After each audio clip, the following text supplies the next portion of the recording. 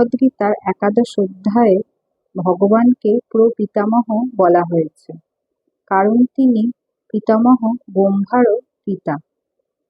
যারা সত্যিই জ্ঞানী তারা বোঝেন ভগবানই আদি স্রষ্টা। ব্রহ্মাকেও তিনিই সৃষ্টি করেছেন। তাই ভগবানই বিশ্ব ব্রহ্মাণ্ডের সবকিছুর একমাত্র ভোক্তা, মানে আসল উপভোগকারী।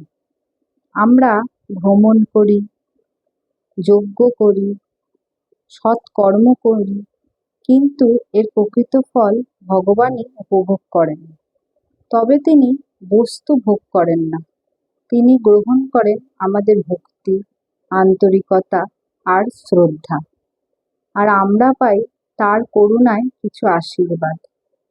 তাই আমাদের কখনোই ভাবা উচিত নয় যে আমরা সবকিছুর মালিক।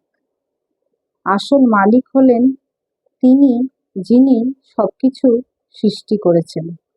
তাই জীবনের জন্য যতটুকু প্রয়োজন, যতটুকু ভগবান আমাদের জন্য নির্ধারণ করেছেন, আমাদের ততটুকুই গ্রহণ করা উচিত।